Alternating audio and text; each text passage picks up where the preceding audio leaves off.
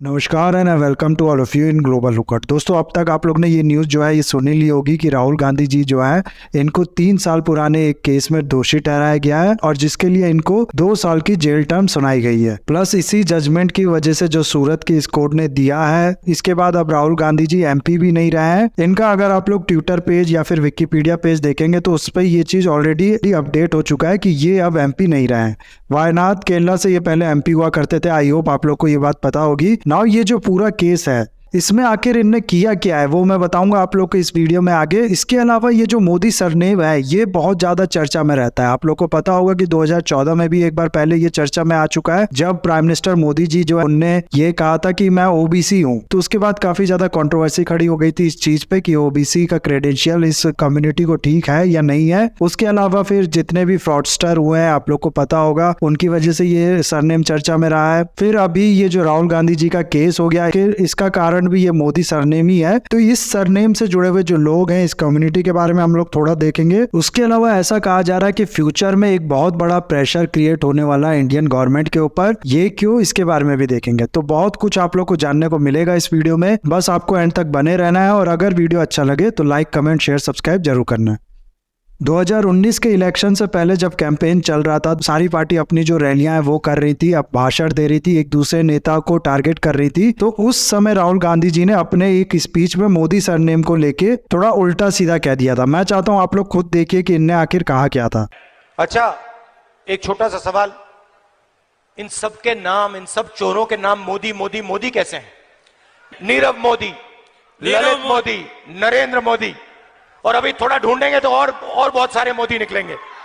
नीरव मोदी। तो मोदी सरनेम पे ये टिप्पणी की थी इनने। नाउ हम सबको पता है कि इलेक्शन कैंपेन के टाइम पे होता क्या है कि जितने भी नेता होते हैं वो दूसरे पार्टी के नेता को टारगेट करती हैं, काफी उल्टा सीधा कहते हैं, काफी एलिगेशन लगाते हैं उन पे करप्ट होने का। चोर कहना तो खैर आम बात हो गई, लेकिन इस बार क्या हुआ, ये जो स्टेटमेंट राहुल गांधी जी ने दिया था कोलार सिटी में, कर्नाटका में, कोलार गोल्डफील्ड आप लोगों ने नाम सुना होगा, उसी सिटी की ये बात है, वहां पर ही इन्हें स्टेटमेंट दिया था। और उसके बाद हुआ क्या कि गुजरात के एक एमएलए थे पूर्णेश मोदी, ये एक केस फाइल कर देते हैं राहुल गांधी जी पे। ये कहते हैं कि देखो ये जो स्टेटमेंट है राहुल गांधी जी का, इससे बहुत ज्यादा हर्ट हुआ है मोदी कम्युनिटी को और इसीलिए इन पे मैं क्रिमिनल डिफेमेशन केस फाइल करना चाहता हूँ। फिर ये मुद्दा जाता है कोर्ट में और 2019 से फिर ये केस चलता है और अब जाके यानी 2023 में जो सूरत चीफ जुडिशियल मजिस्ट्रेट है वो इनको दोषी पाता है इस क्रिमिनल डिफेमेशन केस में और उसके बाद 2 साल की सजा और 15,000 रुपए जुर्माना सुनाता है। देखो, डिफेमेशन का मतलब होता है किसी कम्युनिटी को, किसी इंडिविजुअल को डिफेम करना, किसी फेमस पर्सन का नाम बिगाड़ना, उसकी इमेज को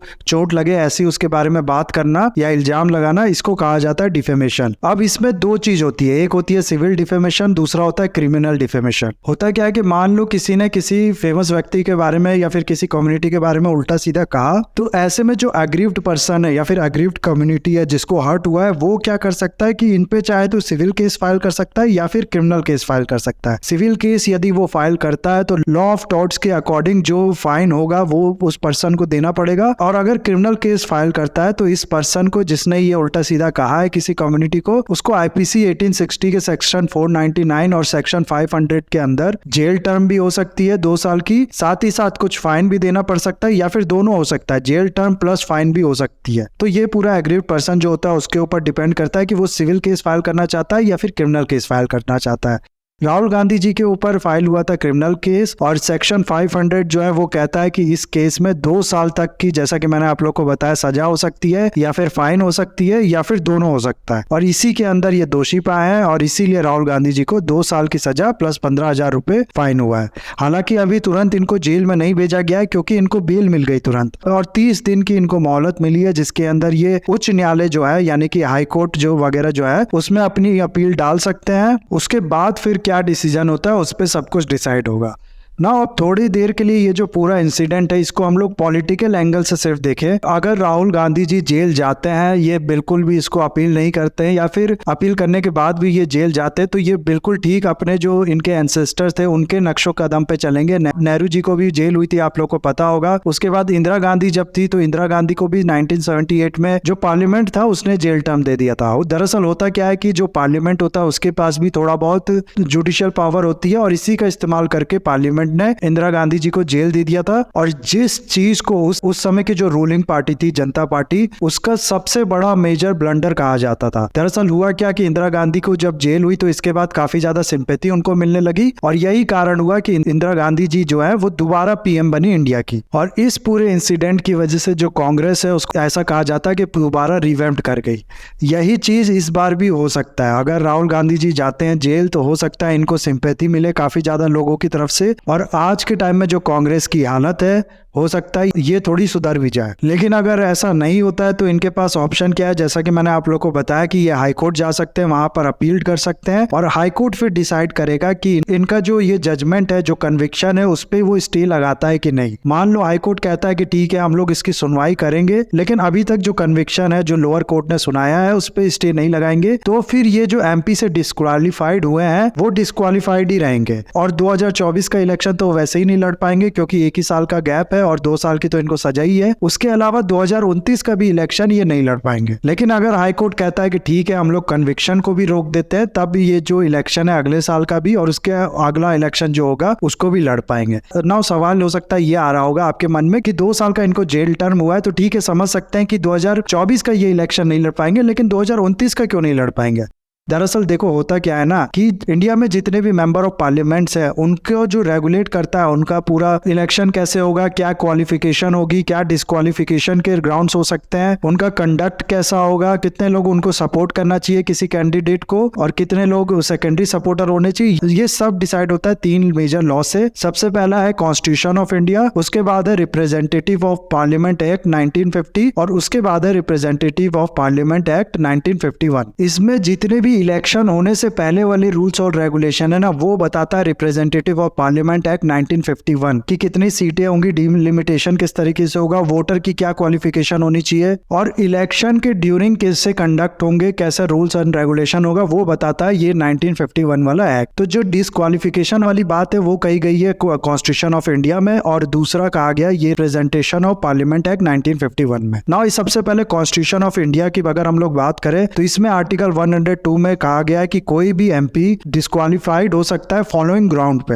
सबसे पहला तो अगर उसने कोई ऑफिस ऑफ प्रॉफिट होल्ड किया हुआ हो, यानी कि कोई ऐसा ऑफिस भी होल्ड किया हुआ हो जिसके चलते उस पर्सन के एज अ एमपी इंटरेस्ट में और इस ऑफिस के जो उसने होल्ड किया है उसके इंटरेस्ट में कॉन्ट्राडिक्शन हो तो वो कहलाएगा ऑफिस ऑफ प्रॉफिट। या फिर अनसाउंड माइंड हो, उसका दिमाग खराब हो गया हो, ऐसा किसी ने कोर्ट ने जजमेंट दे दिया हो, या फिर अनडिस्चार्ज इंसॉल्वेंट हो, यानी कि कोई काम जो उसे करना चाहिए था वो नहीं कर पा रहा है, अपनी ड्यूटी को पूरा करने में सक्षम नहीं है। उसके अलावा अगर वो सिटीजनशिप छोड़ देता है इंडिया की। और 5वां फिर इसमें बोला गया है कि पार्लियामेंट अगर कोई ऐसी लॉ बनाती है जिसमें वो कहती है कि ये काम अगर कोई करेगा तो वो डिस्क्वालीफाइड हो जाएगा, तो वो भी डिस्क्वालीफाई हो जाएगा इस आर्टिकल के अंदर। और इसी क्लॉज के अंदर जो राहुल गांधी जी हैं वो डिस्क्वालीफाइड हुए हैं, उसको देखने से पहले इसका एक सेकंड पार्ट भी है। आर्टिकल 102 का क्लॉज 2 कहता है कि कोई भी व्यक्ति अगर 10th शेड्यूल के अंदर डिस्क्वालीफाइड है तो वो डिस्क्वालीफाई हो जाएगा एमपी बनने से। 10th शेड्यूल अगर आप लोग को नहीं पता तो शॉर्ट में बता दूं कि डिफेक्शन को लेके कोई भी दल बदलू नेता होता है ना, पैसे के लालच में या किसी और लालच में, उसको रोकने के लिए ये 10th शेड्यूल है। इसमें कुछ रूल्स मेंशन है कि इस तरीके से अगर कोई दल बदलता है तो वो डिस्क्वालीफाइड हो जाएगा। वो सब तो हम लोग के वीडियो का टॉपिक नहीं है। हम लोग को बात करनी है कि ये जो 5वां क्लॉज है जिसमें कहा गया है कि पार्लियामेंट अगर कोई लॉ बनाती है और कहती है कि ये काम करने वाला डिस्क्वालीफाइड हो जाएगा तो वो डिस्क्वालीफाइड हो जाएगा। तो इसी के अंदर जो आरपीए 1951 पार्लियामेंट ने बनाया था उसमें ग्राउंड मेंशन किया गया है कि क्या क्या फर्दर डिस्क्वालिफिकेशन के ग्राउंड हो सकते हैं। इस लॉ के सेक्शन 8 में पूरा बताया गया है कि क्या क्या डिस्क्वालिफिकेशन के ग्राउंड हो सकते हैं। ये पूरा सेक्शन अगर आप लोग पढ़ना चाहते हैं तो पढ़ सकते हैं, काफी ज्यादा लंबा है। मैं शॉर्ट में अगर आप लोग को बताऊं तो सेक्शन 8 के पहले पार्ट में बोला गया है कि कोई भी व्यक्ति 2 ग्रुप के बीच में दुश्मनी पैदा करता है या फिर ब्राइबरी लेता है, घूस लेता है, इलेक्शन को मैनिपुलेट करने की कोशिश करता है तो वो डिस्क्वालीफाइड हो जाएगा। और इसका जो दूसरा पार्ट है उसमें ये बोला गया है कि कोई भी व्यक्ति होर्डिंग करता है। होर्डिंग का मतलब होता है कि किसी चीज का रेट कम है, मान लो कोई सामान है जिसका रेट इस समय बहुत ज्यादा कम हुआ हो तो इसका जो सेलर है वो बहुत ज्यादा सामान रोक के रख लेता है, मार्केट में बेचता नहीं है, ये सोच के कि इसका जब प्राइस बढ़ेगा तब हम लोग बेचेंगे। तो इस तरीके का काम अगर कोई व्यक्ति करता है या फिर फूड और ड्रग्स अडल्ट्रेशन करते हुए पाया जाता है या फिर उसको डाउरी रिलेटेड जो केस है उसमें 6 महीने तक की सजा हो जाती है तो ये व्यक्ति अपने आप डिस्क्वालीफाइड हो जाएगा।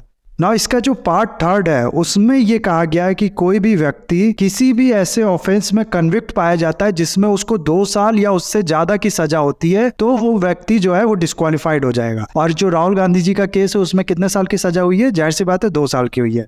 इसीलिए राहुल गांधी जी जो है वो ऑटोमेटिकली डिस्क्वालिफाइड हो गए हैं इस जजमेंट के बाद। और ये जो थर्ड पार्ट है इसमें ये भी कहा गया कि इस डिस्क्वालिफिकेशन का जो पीरियड होगा वो होगा, पहले तो जितना टर्म जेल में है वो होगा ही, प्लस जब ये जेल से छूट जाता है उसके बाद 6 साल तक ये कोई इलेक्शन नहीं लड़ पाएगा मेंबर ऑफ पार्लियामेंट के लिए। यानी इस केस में कितना हुआ कि 2 साल की इनको जेल की सजा हुई है, प्लस इसके अलावा 6 साल और ये इलेक्शन नहीं लड़ पाएंगे, यानी 2031 तक ये डिस्क्वालिफाइड है एमपी बनने के लिए। ऑफकोर्स अनलेस जो हाईकोर्ट है वो इस पे स्टे नहीं लगा देता तब तक। नाउ विडंबना देखो, अगर राहुल गांधी जी चाहते ना तो ये अपने आप को बचा सकते थे अगर वो ये ना करते जो स्क्रीन पे आप लोग को दिख रहा है। दरअसल हुआ क्या था कि 2013 में राहुल गांधी जी ने एक ऑर्डिनेंस को फाड़ के फेंक दिया था, जिसके बाद ये कहा जा रहा था कि मनमोहन सिंह जी जो कि उस समय के प्राइम मिनिस्टर थे इंडिया के, कांग्रेस पार्टी से ही थे, वो उनकी बहुत ज्यादा डिसरिस्पेक्ट की है राहुल गांधी जी ने। हुआ क्या था कि पहले जो ये आरपीए 1951 का सेक्शन 8 था ना, इसमें 8 का 4th पार्ट भी था, जिसमें ये कहा गया था कि कोई भी व्यक्ति अगर डिस्क्वालिफाइड होता है अबव जितने ग्राउंड दिए गए तो उसको एमपी बनने से तुरंत डिस्क्वालिफाइड नहीं किया जाएगा, बल्कि उसे 3 महीने का टाइम दिया जाएगा। इस 3 महीने में वो अपील वगैरह कर सकता है या जिस वजह रीजन से हो, ये कहा गया था कि 3 महीने का उसको टाइम दिया जाएगा, 3 महीने तक वो एमपी बना रहेगा डिस्क्वालिफाइड होने के बाद भी कोर्ट की तरफ से। लेकिन सुप्रीम कोर्ट ने एक जजमेंट में ये कहा कि नहीं, ये जो पार्ट 4 है ये नहीं होना चाहिए, ये गलत है। कोई भी व्यक्ति अगर कन्विक्टेड होता है तो तुरंत वो डिस्क्वालिफाइड हो जाएगा एमपी बने रहने से। अब इस चीज को ओवरटर्न करने के लिए, सुप्रीम कोर्ट की जजमेंट को पलटने के लिए उस समय की जो गवर्नमेंट थी वो लेके आई थी एक ऑर्डिनेंस, जिसमें गवर्नमेंट का कहना था कि नहीं, ये जो 3 महीने का टाइम है ये दिया जाना चाहिए। इस ऑर्डिनेंस को राहुल गांधी जी ने, जैसा कि मैंने आप लोग को बताया कि पार्लियामेंट में ऐसे फाड़ के फेंक दिया था और इसके बारे में कहा था कि इसके साथ ऐसा ही होना चाहिए। अब सोचो आप लोग, अगर ये ऐसा नहीं करते तो अभी 3 महीने तक ये जो एमपी थे ये बने रहते, एटलीस्ट इनका जो इमीडिएट डिस्क्वालिफिकेशन है वो नहीं होता।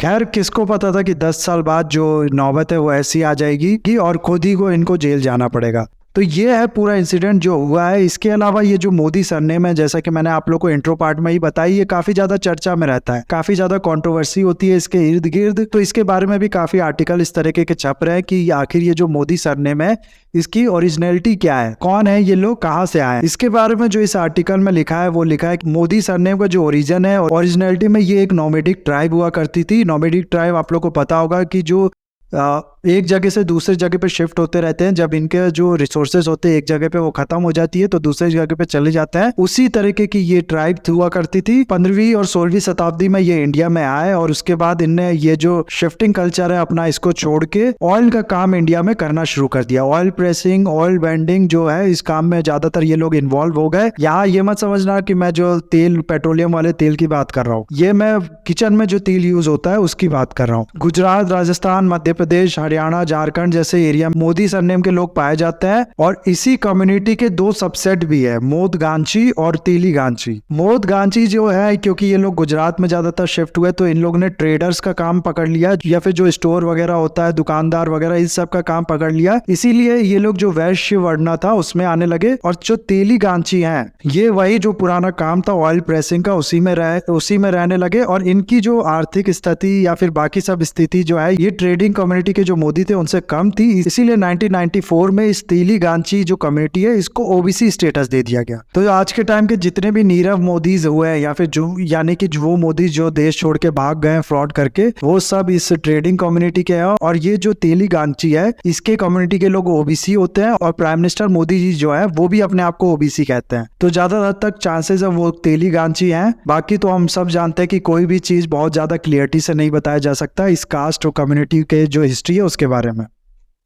इसके अलावा ये था पूरा केस, जैसा कि मैंने आप लोग को बताया कि ये 30 दिन का इनको टाइम दिया गया है। उसके बाद हम लोग को देखने को मिलेगा कि ये जेल जाते हैं कि नहीं जाते हैं। लेकिन एक चीज जो बहुत ज्यादा क्लियर है कि इंडियन गवर्नमेंट पे प्रेशर बनना अभी से शुरू हो गया है, और आने वाले टाइम में हम लोग और देखेंगे कि ये जो प्रेशर है ये बनता हुआ दिखेगा। हाल में यूएस की तरफ से काफी जो एमपीज हैं यूएस के, उनने ये ट्वीट डाला है कि ये चीज गलत हो रहा है, अपोजिशन को इस तरीके से साइलेंस करना गलत है और ये सब रुकना चाहिए। हाल में ही जॉर्ज सोरोस, जो इसके बारे में मैंने एक वीडियो बनाया था, उसने ये कहा था कि इंडिया जो है वो डेमोक्रेटिक कंट्री है, लेकिन पीएम मोदी जो है वो डेमोक्रेटिक नहीं है।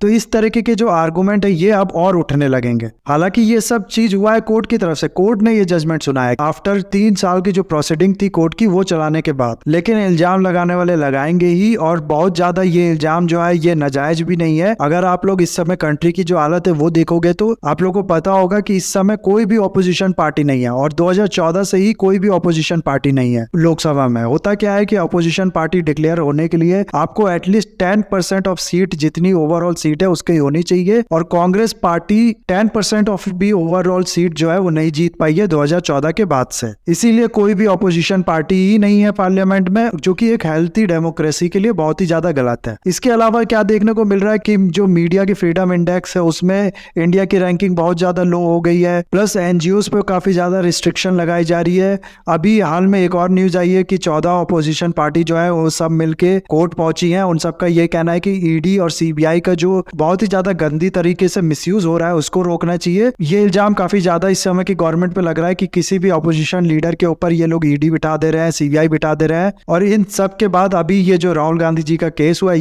ये सब कहीं ना कहीं जो सवाल है वो उठाती ही है, जिस चीज को इस समय की सिटिंग गवर्नमेंट पूरी तरीके से नकार नहीं सकती है। तो इस चीज को लेके जो प्रेशर है वो ऑलरेडी गवर्नमेंट पे बनना शुरू हो चुका है। आने वाले टाइम में ये प्रेशर और बनता हुआ दिखेगा। देखते हैं इसके बारे में अपील जो है वो करते भी हैं राहुल गांधी या नहीं, और क्या फिर उसके बाद जो जजमेंट है वो आता है। अगर ये जेल जाते हैं तो जाहिर सी बात है ये प्रेशर जो है ये काफी ज्यादा बिल्डअप होगा गवर्नमेंट के ऊपर।